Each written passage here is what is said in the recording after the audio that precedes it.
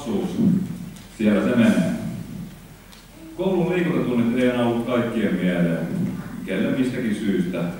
Mutta jos niiden ikävien koulun liikuntatuntien tai mistä syystä nyt tahansa liikunta jää kokonaan pois elämästä, niin ei sekään ole hyvä juttu. Tämä seuraava kappale on varsinkin niille, jotka ajattelee, että kolottava kroppa on hamaan tulevaisuutta.